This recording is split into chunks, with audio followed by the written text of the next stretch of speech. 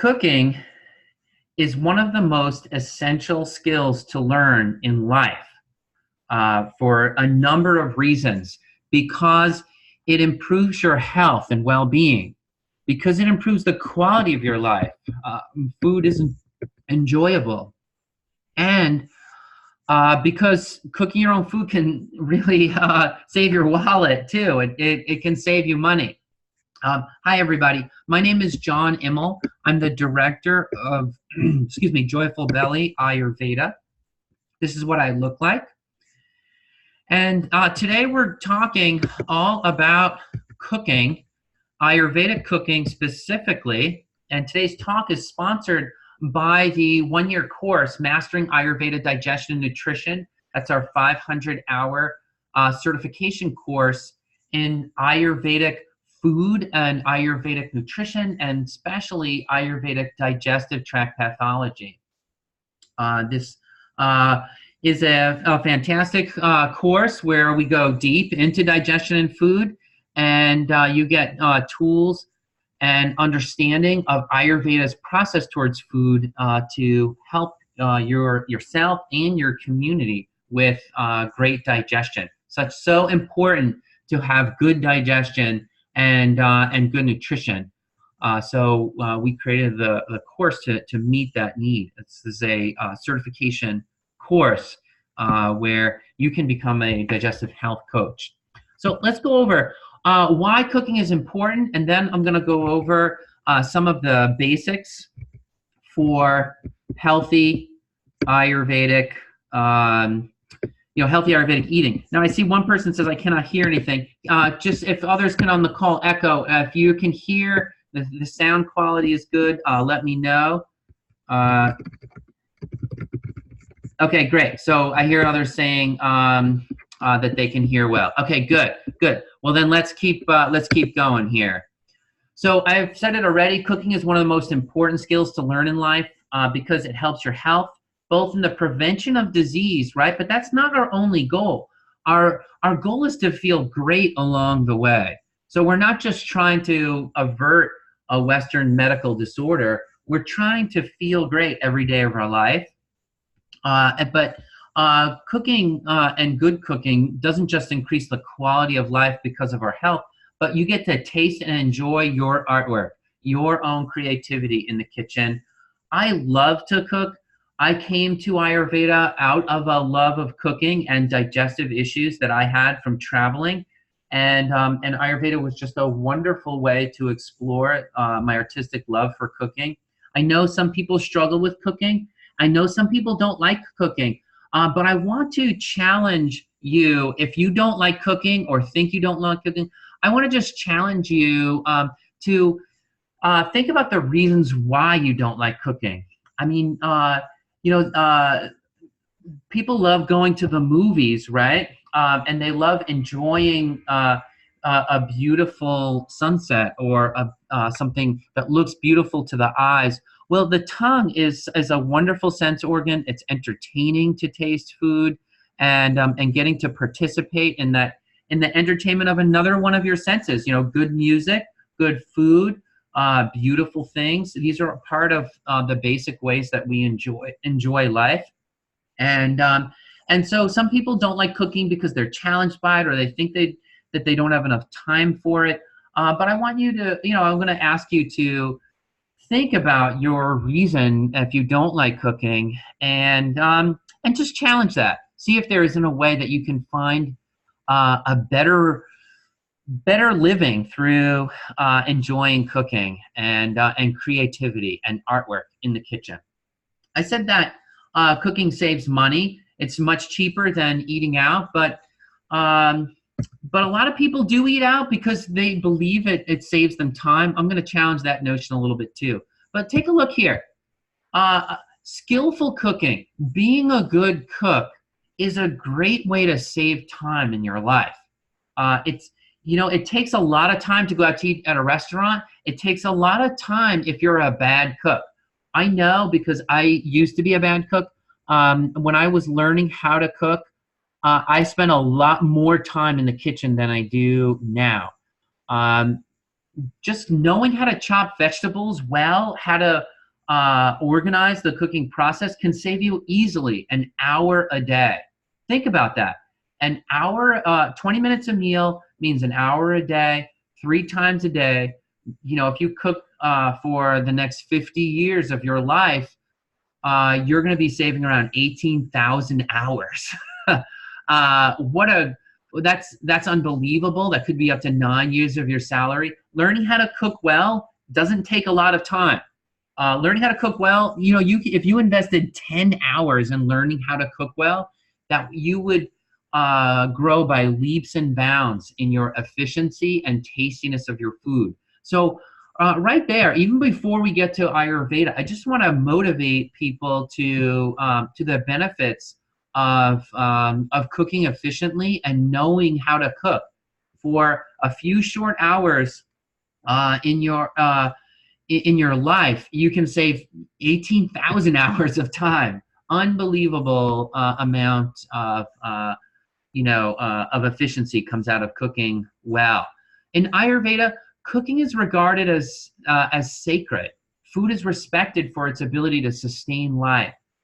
So we don't think too much about fast food in Ayurveda or ready-made meals. We think about cooking as part of the way that we enjoy life. You may think that going out to a restaurant saves you time, but you have to drive to the restaurant, then you have to wait for a table, then you have to wait for your meal, and then drive home. That takes a lot of time, and a good chef can make food faster than that. So think about it. There's an Ayurvedic proverb that says, when the diet is wrong, medicine is of no use. But when the diet is correct, medicine is of no need. So think about the implications of that. Eating well means a lot of freedom in so many ways.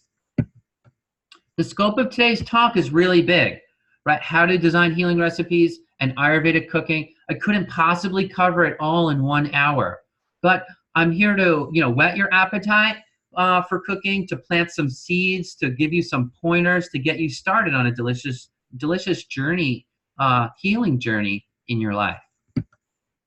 All right, let's start by talking about how to select healthy ingredients. Just because I want to begin in the beginning, and then we're going to get a little bit deeper into it. So first of all, you want to minimize toxins in the ingredients that you're getting, high quality food. Well, how do you do that?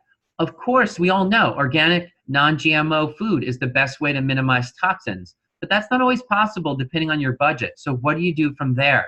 Well, first of all, avoid food, if you want to minimize toxins, choose food that has a peel, because you can peel it off and now you're not getting those toxins.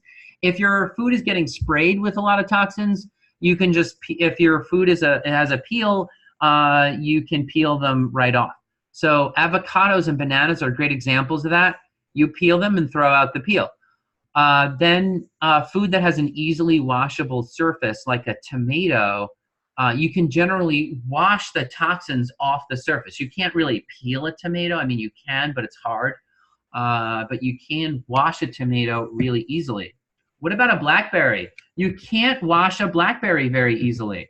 Think about the pesticides getting in those crevices between the little balls on that blackberry. Strawberries have those little seeds on the outside. Really hard to wash pesticides out of those crevices. Also, blackberries are high in toxins because they perish so quickly. You need more pesticides to keep them from rotting.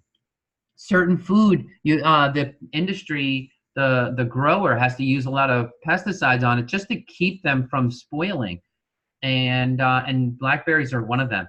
So blackberries are particularly high in toxins, and any kind of non-organic processed food is going to be really high in preservatives also. Think about something like a TV dinner.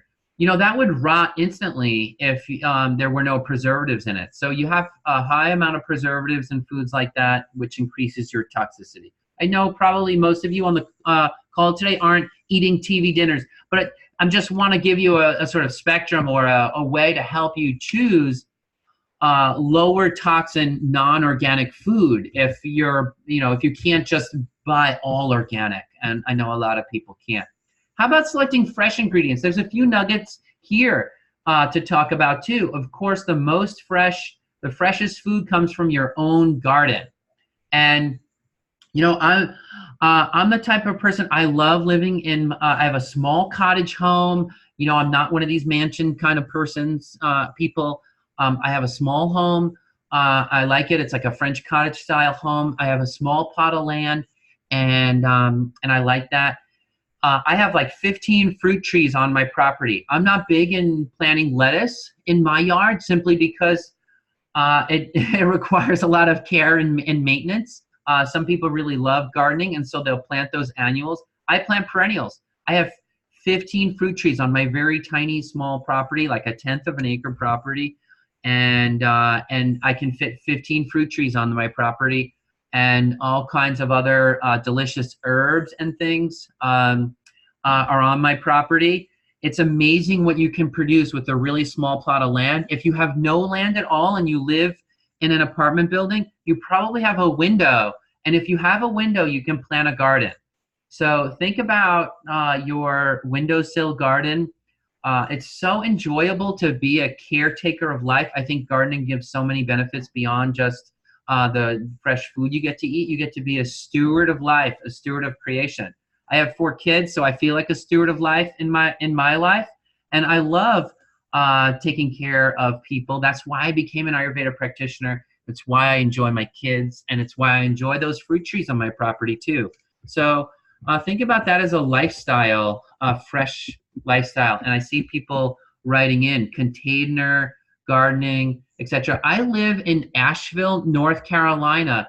Someone was asking that. I live in Asheville, North Carolina, in the mountains of Western North Carolina. Beautiful place in the world to live. If you ever have the chance to visit, please come to visit. There's so much fresh food, healthy food, and great things to see in Asheville, North Carolina. And while you're there, look me up. Let me know you're coming to town. All right, frozen food. No, we're talking about how to select the freshest ingredients. And number 2 on my list is frozen food. And most people are thinking to themselves, frozen food, that's not fresh, it's frozen. But I want to challenge you on that, because a lot of frozen food is frozen fresh at the farm at the peak of ripeness. Now, now you'll notice that I didn't put grocery store produce before frozen food. I put the frozen food first. Grocery store food that you're getting in the produce aisle of a grocery store has been shipped to the grocery store. Often it could be picked in a foreign country long before it was fully ripened, and then it's set on a barge, and then on a truck, and then went to the grocery store, and then it's sitting on the grocery store shelf for days. So, the food that's sitting in the fresh produce aisle of your grocery store is not necessarily fresh. But a lot of times, food that's flash frozen at the farm at the peak of ripeness, does have a really high nutrient density. Studies have been done on this, and that's why I'm reporting that to you. So gardening, yes, much fresher.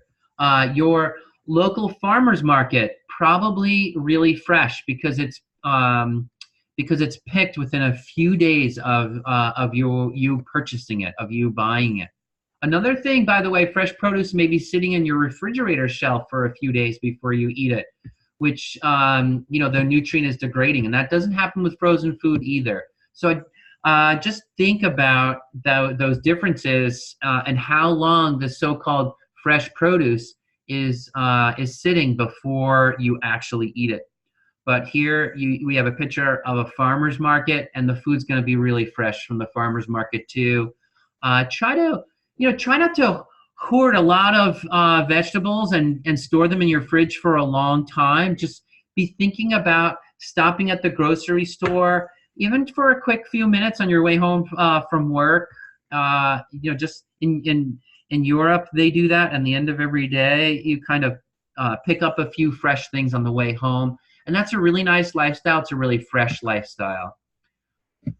And then, of course, your least fresh food is your processed food. And anything that comes in a box, not just your junk food. Here's a picture of junk food. But I know there's a lot of processed food that doesn't belong in the junk food quality. But this is not fresh anymore. This is food that's sitting for a really long time, up to months at a time on a shelf before consumption date. And then food that's eaten after the expiration date is the least fresh. So yeah, I'll try to avoid letting food sit too long in your fridge. Great. How about maximizing nutrient density of food? And this, we'll kind of wrap up this section here on choosing fresh ingredients. Remember, your food is only as tasty as the quality of your ingredients. So what about food that packs a lot of nutrients in it? Well, tender young sprouts. Here's a picture of alfalfa sprouts, which have a high nutrient density, a good spectrum of nutrients. And fresh, tender young sprouts tend to have a high nutrient density. Then your brightly colored fruits and vegetables, still really high in prana, orange, green, yellow, blue, almost every color of the rainbow. You can find it in vegetables, giving you all kinds of micronutrients. And even fresh meat has a nice fresh red color to it. If you're buying fish from the grocery store, look at the eye of the fish to see the freshness of the fish. And you can just tell the difference between fresh meat and meat that's been sitting for a little bit. So those foods are going to all be higher in micronutrients, higher in nourishment, higher in prana. Then you have your parboiled food. Parboiled food means food that's just sort of lightly boiled for a minute or two. And that can be useful to clean off the surface of the food, to kill harmful bacteria, but still retain a lot of freshness, nutrients, and taste. I just want to mention that you have to boil food for a minimum of 10 minutes to kill off all the bacteria. But you will kill a lot of it, even just lightly boiling it. But just think about that. Steamed food is also pretty high in nutrients, but the longer you're cooking it, the more those nutrients are breaking down. When you start to boil food, the water-soluble nutrients leach into the water, and then people often throw out that water. I actually like to drink the water from food that if I've boiled the food. Now notice when you're looking at these vegetables that it just looks a lot less fresh than these steamed vegetables on the previous slide. That's because as you're cooking, it's starting to look more and more dead. Right? I'm not against cooking in any way. I'm just letting you, you can just see it visually that there's been a breakdown of some of the freshness through the boiling process. Now here, slow cooked food is cooked even longer. And so the longer you cook food, the more the nutrients break down. But there's a caveat. The easier the foods are to digest. And Ayurveda says, that if you can't digest food, you can't get the nutrients anyway, right? So when food's easier to digest for some people, especially people with weaker digestion, slow cooking food actually increases their nutrient absorption. Even if there's a breakdown of nutrients in the food itself, their ability to absorb increases, and that may mean higher nutrients for them. So slower cooked foods can increase nutrient availability, even as it decreases the quantity of nutrients in the food itself. All right. The least nutrient-rich food is going to be your leftovers and any kind of processed food in a box. So, great. All right, let's move on. We've talked about how to choose the best ingredients in terms of reducing toxicity, in terms of ingredient freshness, in terms of nutrient density. And let's talk about how cooking changes food. So cooking doesn't just change the taste of food, it also changes the nature of food. Applesauce is different from an apple. Apples are more astringent and more sour, but applesauce is sweeter and less astringent. So it's not just the taste of the food, but the nature of the food that's changing, and therefore the health benefits of the food is changing. So should you eat a raw carrot or should you eat a cooked carrot? There's a whole raw food movement for people, encouraging people to eat less cooked food. And the idea is that this food has more nutrients in it. Oh, and that's true. I said it already, actually, that raw food has a higher nutrient density, but it's more difficult to digest. So what about your body? What about your digestion? If you can digest it, raw food does have more nutrients. If you can't, then you may need to cook it to help make that food more digestible, and that's how you're going to get the most nutrients. What about other cooking processes, and what does Ayurveda say about the effect that those processes have? Well, pureeing food is going to make food a lot easier to digest. There was a huge movement in the early 1900s to puree food. This was promoted by a man named Fletcher, and it was called Fletcherizing. When you puree food or use the blender on food, and when you Fletcherized your food, it was supposed to make you more intelligent. You perform better in life, and there became a huge movement. And he was right. Pureed food is easier to digest, so you get the nutrients with a lot less effort from your body. And because you've pureed it, you're absorbing way more nutrients from the food. Your enzymes are coming into contact with every part of the food. So it kind of releases the prana of the food. Of course, if you puree something and don't eat it right away, it degrades really quickly. So you want to eat the food right after you puree it. Boiling food, what does that do to food? Well, it makes the food, increases the moisture content and sogginess of the food, which person may want more watery food. Vata people generally want more liquid with their food. Boiling it will reduce some of the nutrients. What about roasting? Roasting food increases the dryness of the food. What's happening is that you're kind of drying out the food the longer you roast it. So these roasted vegetables are more concentrated and drier. So you need to drink more fluids if you are eating roasted vegetables than if you ate boiled vegetables. Basting the food with oil, typically when people roast, they baste with oil, and that increases the oiliness of the food. So you're getting drier food and more oily food when you are roasting. One student asks, would smoothies be considered pureed food? And yes, yes, they are considered pureed food. Slow cooking, a crock pot food, that's easier to digest.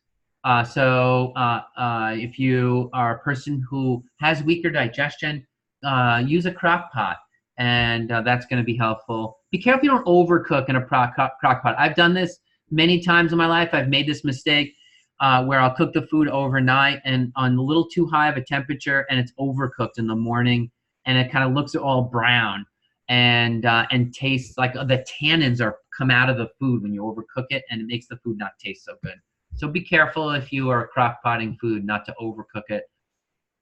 Microwaves, here's another big controversy, but scientific studies show that food cooked in the microwave has higher nutrient density because of a much shorter cooking time.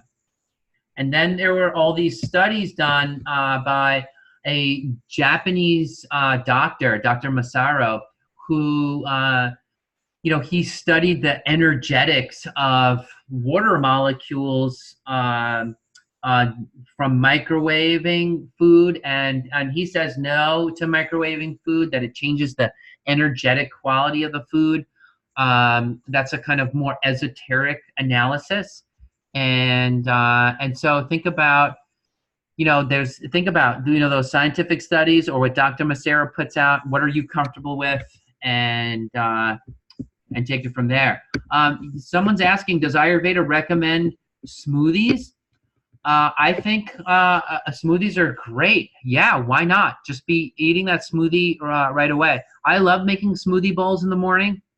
I'll make a smoothie and put a little cereal on top of it, and I'll put greens in the smoothie. I'll put some protein in the smoothie and fresh. Actually, I often will take fresh frozen blueberries or blackberries and strawberries for those antioxidants in the morning. It's really tasty. And I think that my body digests them well, and I think they're great. I don't think Ayurveda has anything against that. What about pressure cooking food or Instant Pot? Instant Pot, you know, when you're cooking food under pressure, it's more intense. So that can cause a quicker nutrient degradation, but it's a much shorter cooking time. So I think we should do some studies. I think I'd love to see some studies from the scientific community on the nutrient quality there. But just remember that when it's under pressure, it is more intense. So that could create some problems. But I think overall, what I'm going to say to Kathy is that Instant Pot, I think it's pretty great. You know, people are busy. People are trying to find ways to take care of the kids and eat well and hold down a job and all that. And if Instant Pot helps you, then I'd say use it and I think they're wonderful. So smoothies can be cold for Vata if you're having cold smoothies like those frozen fruits that could really mess up your digestion. When I had really weak digestion before I studied Ayurveda, I couldn't have handled cold smoothies then. It was too cold for my Agni, and it would aggravate my Vata. But I'm a lot healthier now, and now I can handle it. So, yeah, one other person's asking, getting lots of questions coming in. And great, I love the questions. I don't mind pausing for a minute. Will freezing berries kill the pesticides? No, it doesn't. It doesn't remove the pesticides. A lot of time, but I buy organic frozen food. So that takes care of that issue. And Dr. Lod recommends not mixing fruit with anything else. Is that what most smoothies are? A mixture of fruit? Well, think when you're making a smoothie and when you're pureeing, you're kind of creating a new substance. It's not like a chunk of fruit sitting next to a chunk of some greens. But when you cook things together or when you make a smoothie, you're kind of making a whole new substance because you're so finely mixing it. And that's why, Daniela, it's more permitted.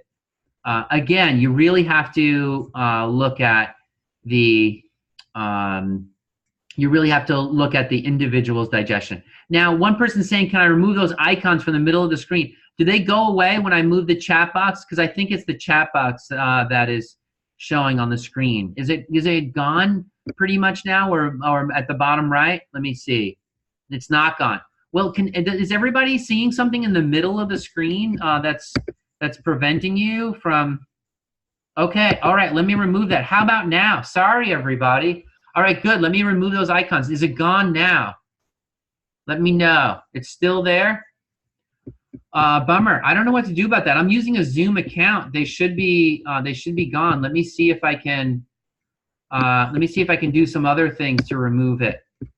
Tell me when it's gone, because I don't want this bothering you in your face. Let me see if I can. I can't see it from my screen. Looks totally clear. So let me see if there's anything else on my computer that I can close, and let me know if it disappears. Is it gone now? It's still there. Okay. All right. Well, I don't know how to get rid of it, but I'm sorry that that's in the way. I'm just going to keep on going because I don't know how to remove it, and there's literally nothing in the middle of my screen. So that must be some Zoom bug, and I'm sorry about that. Let's move on, okay? All right. Fermenting food. How does fermenting food, this is a method of processing food, right? How does that change the quality of food? Well, fermenting makes food easier to digest. Why? Because those bacteria are digesting the food for you. They're breaking it down outside of your body. That's a benefit in terms of ease of digestion. But fermenting food heats up the blood, heats up Rakta Dhatu. Why? How could fermenting heat up the blood? Because those bacteria, as they're pre-digesting the food, they're actually releasing some toxins in the food. Now, it's not very toxic. In particular, here we see some sauerkraut being made, and the lactobacilli, that the kind of bacteria that are digesting the food, they're the toxins that they're releasing are basically sours, and the liver is going to be cleaning up some of those toxins, and that's why the liver gets stimulated. That's why pitta gets stimulated by fermenting, by the ferments. That sourness and those toxins stimulate the liver and heats up rakta. This is a little bit more advanced. I'm mentioning it. It's something that you'll learn more about in the digestive course, but I want to mention it here, that ferments will be heating up the blood, heating up rakta dhatu. All right, I'm going to just talk about a few Ayurvedic pantry staples, and then we're going to talk about how Ayurveda designs healthy recipes tailored to the person. So some pantry staples in Ayurveda. Ghee is an Ayurvedic pantry staple. Why does Ayurveda like ghee? Well, one, it has a really high smoke point. Two, it's pretty easy to digest, and basically it's purified butter. Ayurveda says that it has the ability to remove fat-soluble toxins from your body, from your fat tissue, and it's used. Ghee is actually used for cleansing in Ayurveda. It has no cholesterol in it, so it's safer for people with higher cholesterol levels. Basmati rice is considered to be the king of all kinds of rices, and very easy to digest, very nutritive, and so that's why Ayurveda likes it high in ojas. Mung beans. Now here we are looking at green whole mung beans, but the way Ayurveda eats these is as split yellow mung dal. So basically, you want to buy the yellow split mung beans, not the green ones, because the skins are hard to digest. Why does Ayurveda like mung beans? Because the inside of that mung bean is so easy to digest, and it's got that astringency and high fiber, so it cleanses the digestive tract. Really great for improving elimination. That's why khichdi with mung bean is considered to be a healing food in India. Like we eat chicken soup, or at least the culture is chicken soup when you're sick in the United States. But in India, it's khichdi when you're sick. And these legumes, these split yellow mung dals, are light and easy for digestion, and that's why people eat them when they're sick. The astringency of the beans helps tone digestive organs and purge mucus from the bowels as well. Coconut oil. Coconut oil is my favorite oil. It's considered to be the second best in cooking after ghee in Ayurveda, but from my point of view, it's number one. Why? Because coconut oil has these medium chain fatty acids that are so easy to digest, and when I had digestive problems, coconut oil really helped me. Coconut oil actually gets digested in your, or processed in your liver, and it is a cooling oil. So it goes straight to the liver and cools down the liver, and I really needed help with my pitta back then, so it was a lifesaver for me. And I highly recommend it to many clients because it's anti-inflammatory, antimicrobial, sweet and cooling, very light, and tasty, and it has a high smoke point and long shelf life as well. So coconut oil and ghee are both revered in Ayurveda. If you sprout green mung, it's still harder to digest than split yellow because of those skins.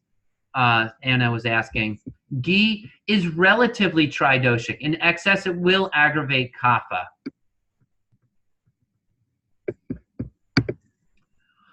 All right, limes. Limes are an important staple for your Ayurvedic pantry, stocking your Ayurvedic pantry.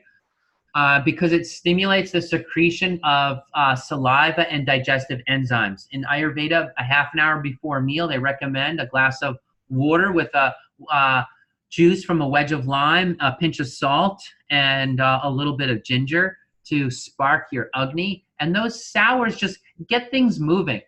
Sours stimulate secretions. They don't increase moisture in the body, but they move moisture in the body, and that's good. You want to get all your glands secreting, even your sweat glands. Why do people drink limeade and lemonade in the summer? Because it dilates the blood vessels close to the surface of the skin and helps you purge heat from your body.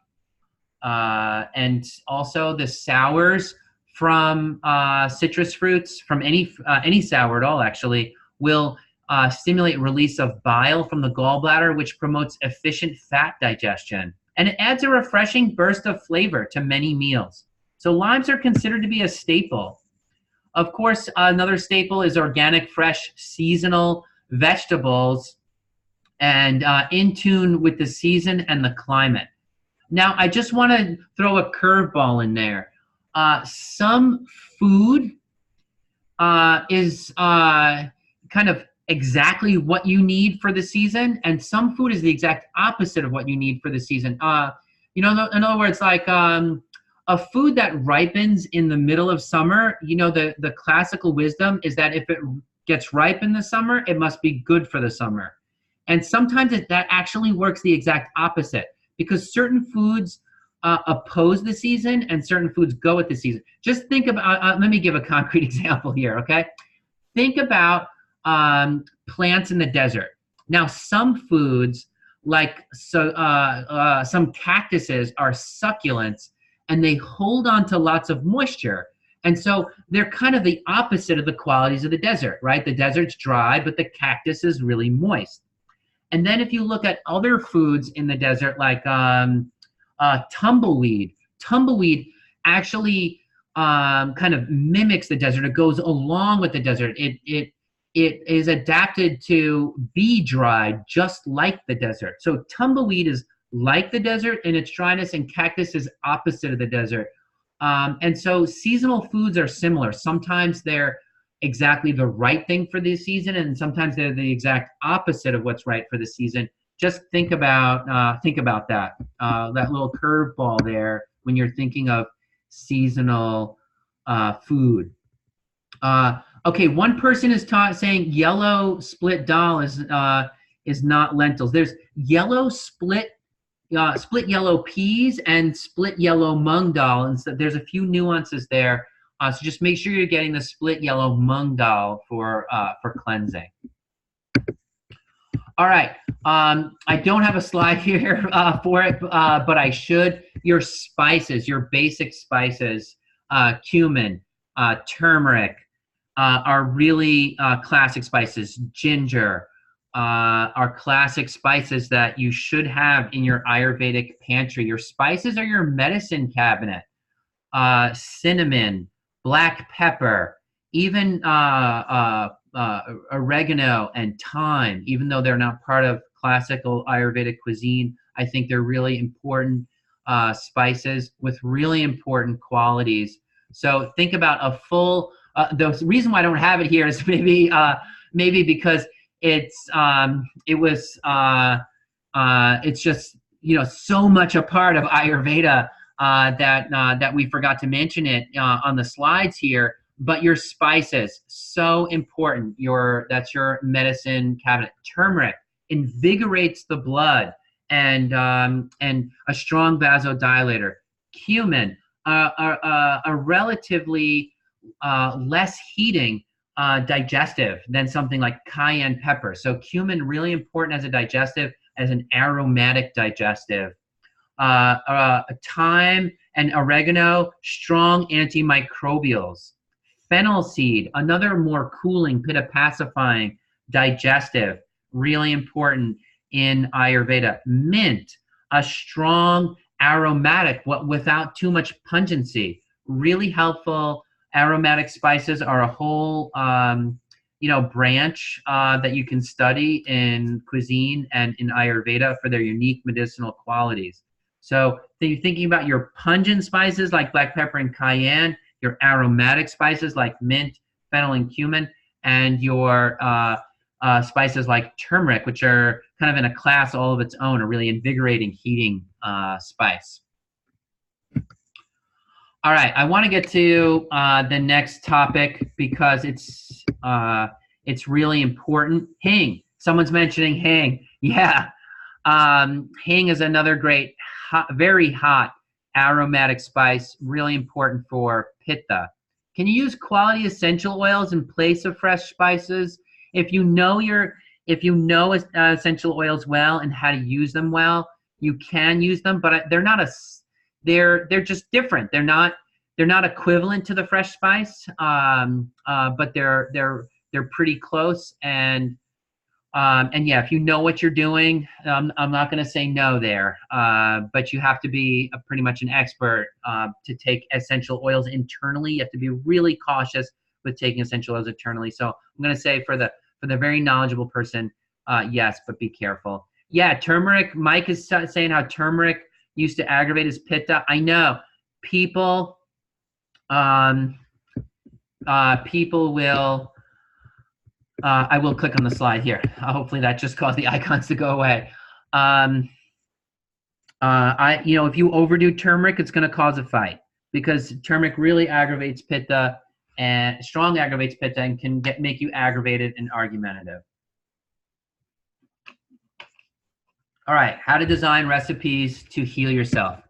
Here's what I want to just start you off with. You design recipes the same way you design herb formulas in Ayurveda. Your recipe is an herb formula. I have there in my mind, just after 10 years of practicing Ayurvedic way of life, actually 12 years now, I see no difference between a recipe and an herb formula. So to be a great, to eat healthy, you have to be a good herbalist. You know, you have to know how herbalists approach food to eat healthy and to really create balanced food for yourself. What are you going to be thinking about? You're going to be thinking about balancing your doshas, balancing the gunas, balancing the tastes of foods, the thermal effect, and the post-digestive effect.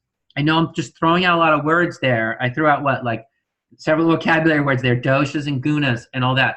I'm going to go over them a bit for today's call. I'm not going to go over dosha because I think dosha is even a little more advanced. I want to get people thinking about the gunas, this really simple qualities in food that are going to be very powerful in terms of you designing your own recipes. So I know there's lots of great talks about dosha and food out there. You can go to the Joyful Belly website and find lots of info about food for your dosha. So I'm not going to spend a lot of time, but I'm going to go straight to the gunas, which is the foundation and bedrock of dosha anyway, and the foundation of you creating really tasty food for yourself. So let's talk a little bit more about these gunas. A Western nutritional label has calories, proteins, and fats on it. But what about the Ayurveda nutritional label? It has feelings and effects. Like certain food makes you feel really hot, like cayenne pepper. Certain food makes you feel cold, like a cucumber is cooling. And the effects and the feelings that these foods create, that's our nutritional label in Ayurveda. That's our nutrition facts in Ayurveda. That's what Ayurveda nutrition is. We live by the gunas and the tastes in Ayurveda. They're even more important than dosha. So as I introduce this topic of gunas, I'm just going to say if the only thing you take from this lecture is to eat by gunas and taste and to design recipes by gunas and taste, you're really halfway there to an Ayurvedic lifestyle. You're halfway there to being a very healthy person. I think about gunas way more often than I think about doshas. So let's just go over some of these gunas. They're not complicated. The first 8 gunas are the most important, and that's what I'm going to go over. Gunas are not, they're a strange vocabulary word. You may not have heard it before, but what are some of the gunas? Heavy, light, sharp, dull, hot and cold, oily and dry. Those are the most important 8 words. I'm going to say it again. Heavy, light, sharp, dull, hot, cold, oily, and dry. Write those words down. I'll say it a third time in just a second so you have time to get your pen and paper ready. Because if you write down those 8 words and memorize them, and if you eat with those words, if you dress with those words, if you analyze your speech with those words, if you decorate your house with those words in a way, like if you look at your diseases through the lens of those words, you're going to be practicing Ayurveda. So here are the 8 words again: heavy, light; sharp, dull; hot, cold; oily, dry are the basic foundation of Ayurveda. So what do heavy foods do? They stabilize, they strengthen, and they cause you to grow, right? If you eat heavy foods, you're going to gain weight. And examples of heavy is red meat and wheat. Light foods are just the opposite. I mean, the whole diet industry focuses on heavy and light, but in Ayurveda, there are 20 gunas, and the 8 are the most powerful. So we take the diet industry and we blow it up by 20, right? We add a complexity, a factor of 20 to the complexity to it, and that is going to make it much easier for you to heal yourself. So dull food is food that is a little bit more creamy in nature, like oatmeal and cheese and yogurt are more creamy in nature. And generally, well, yogurt is a little more sour there, so maybe not the best example, but cheese and oatmeal is just very satisfying. It coats your organs, coats your digestive tract, and that can be very helpful for people with dry digestive tracts. The oiliness in there too we'll get to oily actually in a minute. Sharp food like a chili pepper. The slide here is showing a chili pepper because it's sharp. Chili peppers are sharp, and basically anything sharp irritates, stimulates, and flushes things out. If you ever have a really spicy food, you might have noticed that you broke out into a sweat, or that you even got a runny nose. That's because sharp foods flush everything out, and they irritate, and they get your blood moving. They actually increase your heart rate. And so that's a really useful quality that a lot of people need. Many people need all of these. Each person needs 1 or 2 of these qualities. And you should be thinking already, which of these qualities do I need? Do I need heavy or light? Do I need sharp or dull? Do I need cold or hot? Do I need oily or dry? Cold food contracts, dries, as it soothes and slows things down. Cooling foods slow down your metabolic rate, and cooling things reduce inflammation. Think about cucumber and cilantro there. Hot food expands, flushes, and inflames, like wine, turmeric, chili. So many hot foods. Daikon radish. Daikon radish is so great for creating warmth right in the center of your lungs. Now, it's the middle of summer here in the Northern Hemisphere. I know our Australian people who are calling from Australia, they're going to be, right now this time of year, they probably want that warmth in the center of their lungs. So daikon radish is a great food for the middle of winter when you want to create some heat in the center of your lungs, and really push out those respiratory disorders in the middle of winter. In the summer, we're going to be here in the Northern Hemisphere, we're going to be thinking cucumbers. In fact, I had some cucumber water earlier today, and it was great, very refreshing. I enjoyed it very much. Oily food nourishes and moisturizes, but also clogs. So there's your cheese, your olive oil. You know, I have a lot of vata in my constitution, so I'm constantly adding oils to my diet, and that's very, very pacifying for vata. Dryness. Just as we starting, a big, huge, really, July 15th, January 15th are really important times of the year, because that's when temperature change switches from getting colder to getting hotter and hotter to getting colder. As we start to get into early August, Vata people especially are just going to dry out like a prune. And so you really want to be cautious and avoid any drying foods as we move into early August here in the Northern Hemisphere. And you're going to do just the opposite if you're in the Southern Hemisphere. You're going to be adding more drying foods. So no more asparagus for the Northern Hemisphere, no more celery, no more diuretics like cranberry if you're high vata.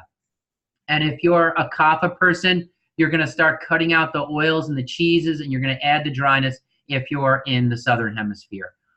The other 12 gunas, I put them on the slide here just for reference. Slimy, rough, dense, liquid, soft, hard, mobile, stable, gross, subtle, clear, and cloudy. Altogether, there are 20 gunas. You could spend your whole life or even several lives studying these gunas and never run out of fantastic ways to heal yourself, just with these simple techniques. So again, write these 8 words down. Put them on your refrigerator. And then every time you sit down to a meal, ask yourself, do I want heavy, light, sharp, dull, hot, cold, oily, dry? And you will go far, far with those 8 words. And then again, the list of the other remaining 12 are here. You can use Joyful Belly as a resource here, folks. We have ingredients sliced and diced by these gunas. And just look in the search tool in our ingredient section, and you can find many foods for these gunas. Let's talk about the 6 tastes for a few minutes here. Bitter taste cleanses, astringent taste tones and dries, pungent taste invigorates and stimulates. Saltiness is going to increase water retention and also flush things out. If you have salty water, your bowels will get a little softer. Sour taste is also going to flush and cleanse. I already mentioned that sours move moisture, stimulate the glands of your body, and that's a great thing. And sweet taste builds and nourishes. So you're going to take, this is the next 6 things. You're going to put bitter, astringent, pungent, salty, sour, and sweet. 6 words on your fridge, you're going to add to those 8 words. There's 14 words on your fridge. Heavy, light, sharp, dull, hot, cold, oily, dry. Sweet, sour, salty, pungent, bitter, astringent. It's amazing the healing power of those 14 words. So and when you're cooking, make sure your kitchen has something for each of the 6 tastes in it. Make sure your pantry has each of the 6 tastes, because you're going to and start to pay attention. I know it's beyond the scope of today's lecture, but start to pay attention how each of the tastes affect your body. What you're going to do when you're ready to sit down and prepare a meal, you're going to analyze your cravings, and you're going to ask yourself, what tastes and gunas do I want? And then you're going to say, why do I want them? If you're craving something heavy like ice cream, you're going to ask yourself, do I need that heaviness because I'm stressed out? Or do I need that heaviness because I'm hungry? So you're going to use a discernment process around the word heavy to find out the reason why you want it. And then, that's going to help refine your cravings. And you're going to think about the power here. You're using your own body as a guide to your food choices. You ask yourself your cravings. You try to figure out the gunas and tastes of your cravings. Then you ask why to start your discernment process. And then you're going to be like, okay, no, I really do need something heavy right now, or I really do need something light right now. And then you're going to select the ingredients from your fridge and spice cabinet to meet that need. If you're feeling cold, you might add spices to your meal. If you're feeling heavy, you're going to eat light. If you're feeling puffy, you're going to try to eat things that are more drying, like asparagus is a strong diuretic, or celery or parsley. Strong diuretic that's going to purge that water out of your body.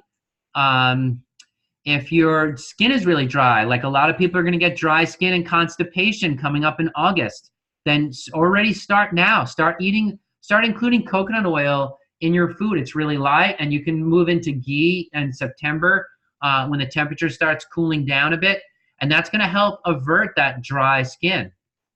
Start adding more salt to your food in early August, so you can stay healthy and weather the storm that happens in your body in early August. It's very simple, very powerful tools for health. If you want a free template for designing recipes using the gunas and tastes, I have a little cheat sheet for that, and you can just email me, john@joyfulbelly.com, and here's what I'm going to ask from you. Tell me why you want to study Ayurveda and what would hold you back from taking a 1-year course in how to heal your body with Ayurveda. That's going to be, it's a great course. And so, tell me what your interest is in studying Ayurveda and in cooking Ayurvedically, and what would hold you back from taking the course. And if you do that, send it to John at Joyful Belly. I will email you that free template back. I also said that for 1 out of every 100 people on this call, I am going to, I'll pick it 1 out of every 100 and send you a free Joyful Belly T-shirt. So send me, but you to qualify for that T-shirt, you got to send me an email. Send me an email with your address of where I should send your T-shirt, your size T-shirt you want, and again, why you want to study Ayurveda and what would hold you back from taking this course. Is it finances? Is it time? Is it is it something else? And I will put you in for that raffle for the free T-shirt. All right, advanced recipe design. In the course, the Master Digestion course, we also are going to go through in great detail how to design recipes for digestive strength, for your healthy elimination, for tissues of the body, for the stage of disorder, and for various different digestive disorders and root causes of disorders. You'll learn that in the 1-year digestion course. And there's something else that I really want to share with you. It's way beyond the scope of today's class, but we cover it with our students. Is this, we at Joyful Belly, we've developed a method and a formula for creating new recipes that even if you're not interested in healthy foods, but you're a chef, it's going to change your life. It changed my life. And it takes longer than an hour to talk about it, but this method is simple, easy, powerful tool for healing. And it's a way for you to just be incredibly creative in the kitchen. And if you take our course, I'll share that with you, and we teach it to our students. And I hope to share it with you someday. So I'm just going to review the top 10 Ayurvedic cooking tips from today's class before I go into Q&A. So first thing I'm going to mention, even before you start with that, even before you even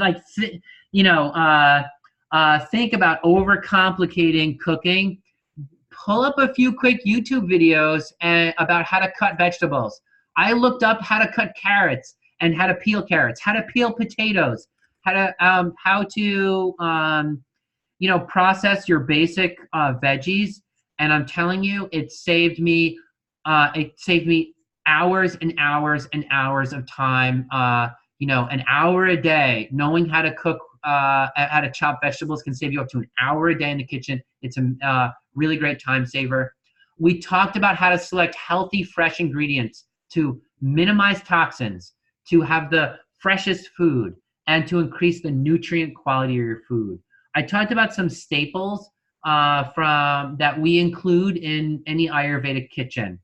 That list was, by the way, by no means exhaustive. There are more, and on Joyful Belly, we have some articles on stocking your Ayurvedic kitchen. Check it out. Then I talked about a method to analyze your cravings using those words, the eight primary gunas and the 6 tastes, those 14 words. Analyze your cravings in terms of those words, and then and analyze your diseases from those words too. If you have a hot disorder, a heat disorder, you're going to eat cooling things. If you have a cold disorder, you're going to eat hot things. And you're going to design recipes the same exact way that you would design herb formulas, with the doshas, gunas, and tastes in mind. You're going to try to include all 6 tastes in every meal. That's going to ensure that you're getting a wide variety of foods, and that's your best way to get a broad nutrient spectrum without having a laboratory in your kitchen. Try to experiment with one new recipe every week. Joyful Belly recipes are pretty simple and easy to make. And, we designed most of them to be pretty simple. So just pick a recipe off of Joyful Belly every week and and you know, and pick a day of the week. Oh, every Saturday I'm gonna surprise the person I love, or a friend of mine, or my kid with a new recipe from the website, and you're gonna discover so many healing things just from trying out one new recipe a week. And again, make it a routine every Saturday. This is what I do for entertainment on Saturday: is I cook a delicious food for someone I like, or that kind of thing.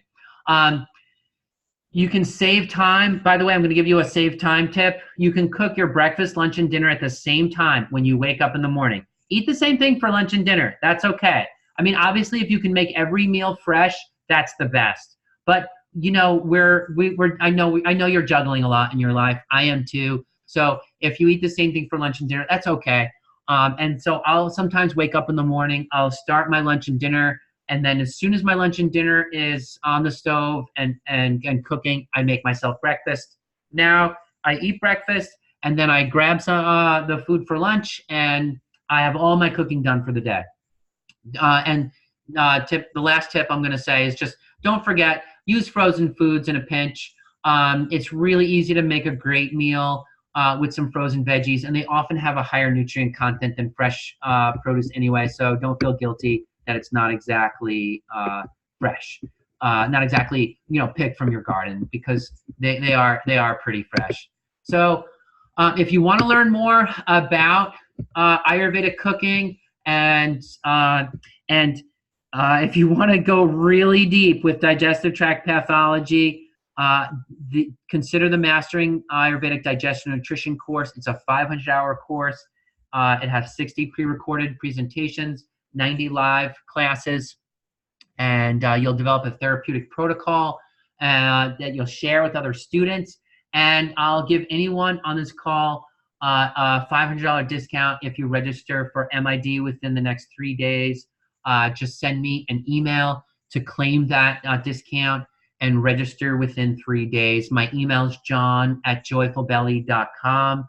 You can also text me any questions you have about the course. I love to coach students who want to start an Ayurveda career. You know, if you're interested in Ayurveda, I want to share with you some of the tips I've learned along the way. You know, I suffered trying to figure it out on my own, but I can point you in the right direction so that you're successful.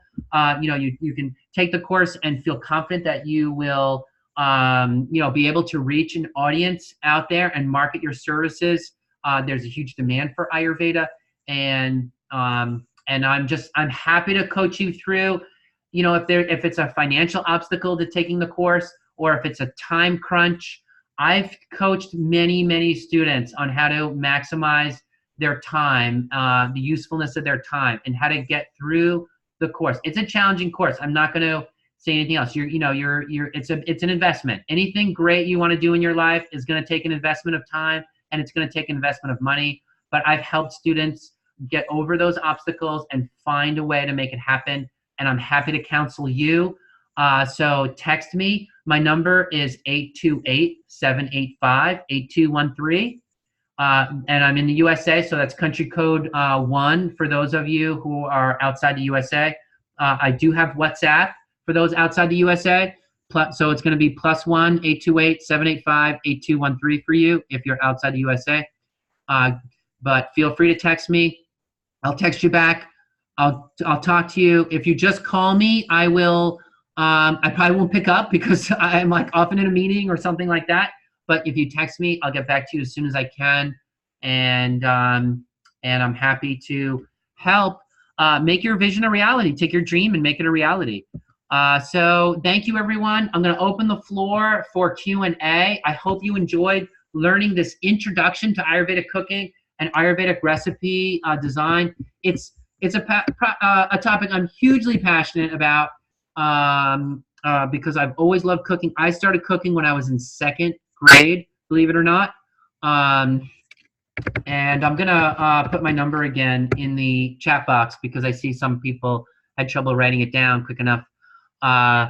So I started cooking in 2nd grade for my sisters in the morning before school, and I used to I knew exactly what each of my sisters loved the most for food, and I would just try to cook it in the morning before we went to school. And then I started cooking for my dad whenever we were doing construction projects, and it just took off from there. I've cooked my whole life, and so I hope you can hear my love of delicious food on this call. So thank you everyone for being here today, for loving Ayurveda, for loving your body, and let me open up the floor for Q&A. Let me see if I can figure out how to do this, because sometimes this Zoom is a little tricky on my screen for some reason. Let me see if I can unmute the lines and open things up. Feel free to chat your question in. There's 116 people on the call. You know what? I will unmute it, but I may have to mute it again because that's a lot of folks to unmute. So there may be a lot of background noise, but let's see if we can do it. Mute your line yourself if you're not asking a question, and let's see if we can make this happen. Otherwise, I'll mute the lines and we'll take questions over chat, okay? Is yoga?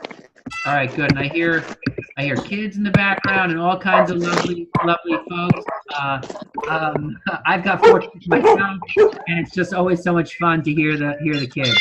So, but I think we'll be able to hear each other. Anyone want to ask a question out loud or type it in?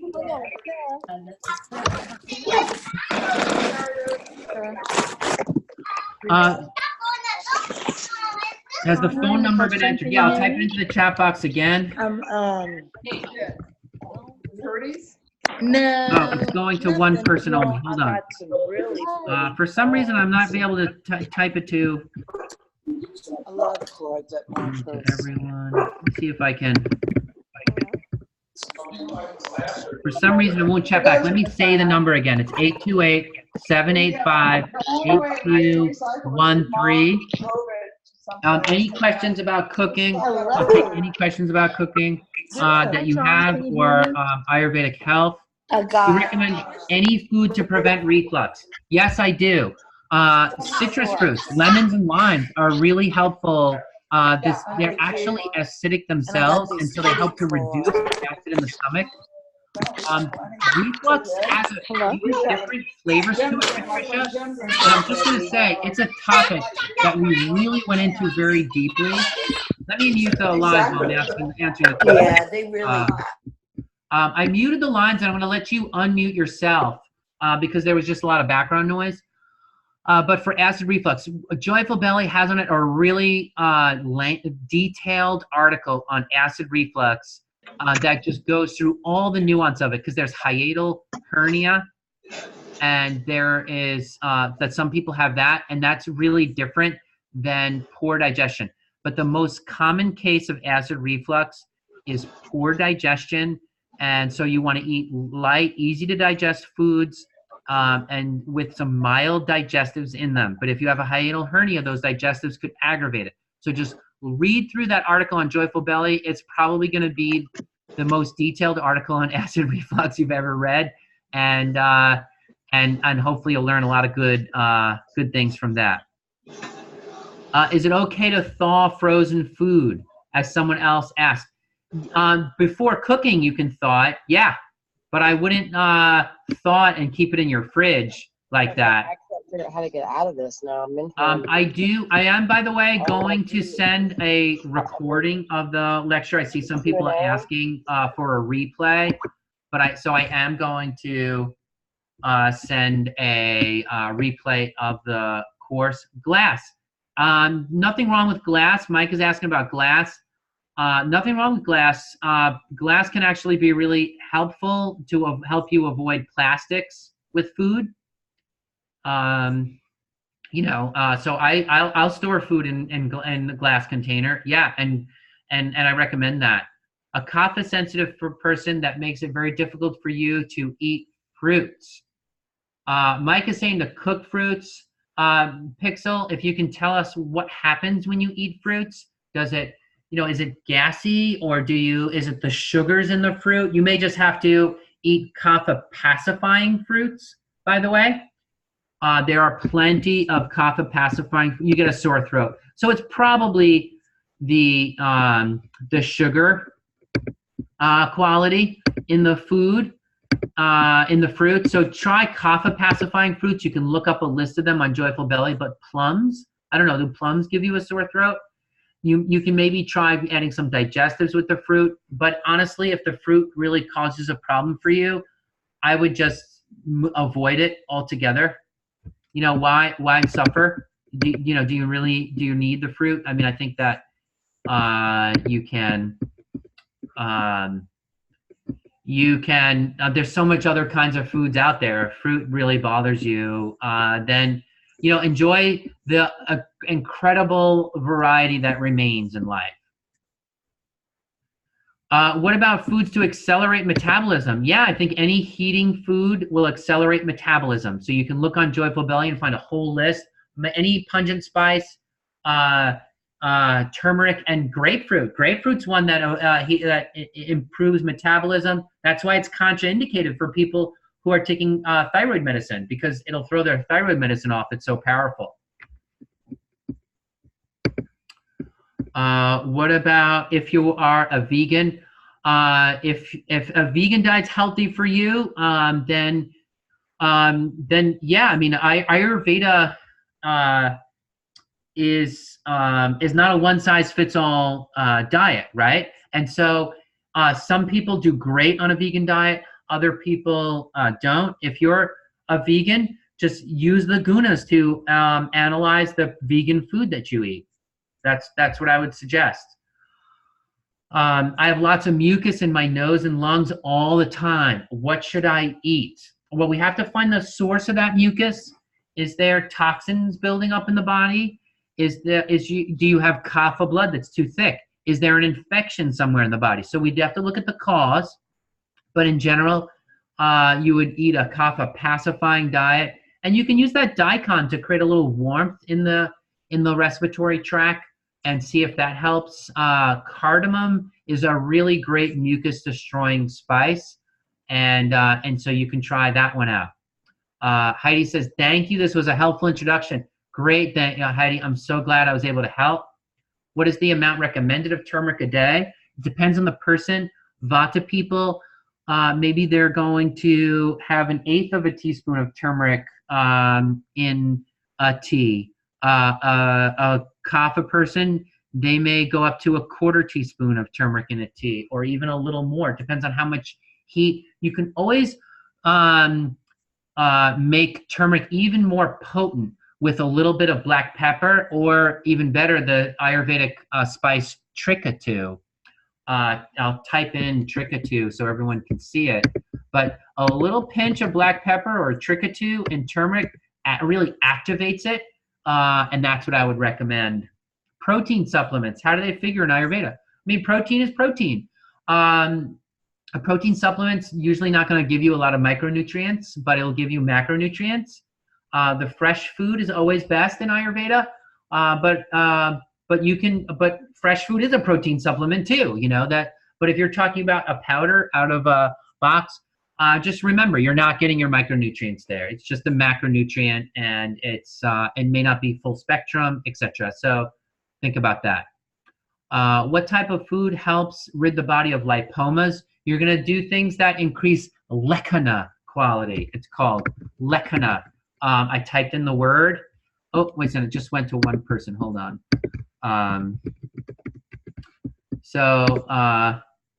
Lekana herbs are things that scrape fats, any bitters in general. But there are many more spices that I think of spices like boswellia and myrrh and things like that are good, really great lekana herbs. So look up the word lekana, and that can help with lipomas. Neem, yeah, neem's a great one to pacify kapha and to improve fat metabolism. Aloe vera, but be careful with neem. Neem is really intense and strong.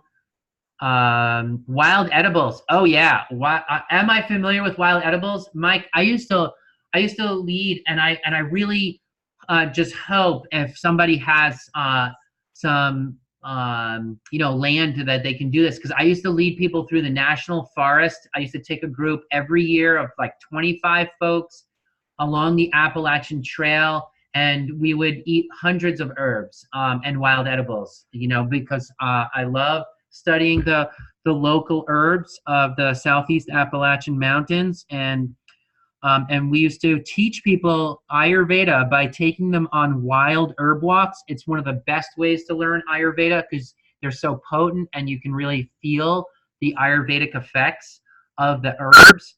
And we just, we're walking along and lo and behold, there's just medicinal herbs everywhere and so many different varieties. So I used to lead people on a walk for that. So wild edibles, they're really the best way, the most nutrient dense foods. I just highly recommend to everybody that you study wild edibles and start using them. You're going to feel great. And when I used to do those walks, I would feel great for like 2 months afterwards. And it's just, it's a great thing to get out in nature, experience nature, and eat wild edibles. There's nothing like it. What about cooking for multiple doshas or in fact, that's the reason why I don't cut I cut my lawn really long. I use a weed whacker, and my lawn, I cut it like 10 inches. I mean, I do not use lawnmowers for my yard. I have a small plot of land, and like I said earlier, and I just try to let as much grow on my property as possible. And I have so many different herbs growing wild right on my yard. I'll like weed out herbs I don't want, and then just every year the biodiversity on my yard goes up, and I have all kinds of wonderful, beautiful, healing herbs in my yard. And I really try not to cut it down, my yard down too much, because I like that species diversity and I try to keep it. If someone has an autoimmune condition in the lungs, what gunas would you recommend to focus on? Well, Judy, you want to focus on balancing your body. What are the gunas that are going to optimize your function? And that's what's going to help. If you have an autoimmune disorder, you want to reduce toxicity in your body, because that's going to stimulate your immune system. Look for any food allergies or other things that could be overstimulating your immune system. We really got to find what is, what is overstimulating that immune system. And we're going to calm the liver, Judy. So see what you can do to calming the liver. Doesn't mean cleansing the liver, by the way. Calming the liver can mean tonifying the liver, strengthening the liver. And it's a whole different paradigm when you're thinking about strengthening your liver from cleansing. So don't just, I know there's a lot of people that are always talking about cleansing liver. Don't just think about cleansing. Think about feeding your liver. Think about strengthening your liver. So great. People are just coming in. I'm going to send out the recording tomorrow. So look for that in your email. Chaga mushrooms. Diana, I have to say, I don't know much about chaga mushrooms. So I'm going to put it out to the group. Anybody who wants to write about chaga mushrooms to teach us about it, and then please write down what you know about chaga mushrooms, and help out the person who asked that question, and help me out too. I've got there's so many wonderful foods out there, so I see some people have got to go because they got to go get dinner started. And it looks like the questions are dying down too. We've been on the phone for an hour and a half, so you probably are ready to enjoy your evening here. It's 8:30 at night here on the East Coast, and I know I'm getting ready to wind down for the evening myself. And I just want to thank all of you for your awesome questions. I want to thank you for taking an interest in Ayurveda. Share your interest. Share what you know with your community. People, some people may be skeptical, but and that's okay. You don't have to force it on anybody. Everyone comes to Ayurveda in their own due time. It's a wonderful way to heal your body, a natural way to heal your body. So I want to thank all of you for your interest in it. Again, contact me if you want to put in that raffle for a free T-shirt. Send me your address, your size, why you want to study Ayurveda, what are the obstacles to taking the course for you, and I also promised everybody I'll give you a free template on how to design recipes. If you also send me your email me. You don't have to send me your address if you just need the template. Just email me. Tell me why you want to study Ayurveda and what is the obstacle to enrolling in a year-long course, and we'll talk. Okay, I'll send you that free template over. I look forward to hearing from you, and have a wonderful night, everybody.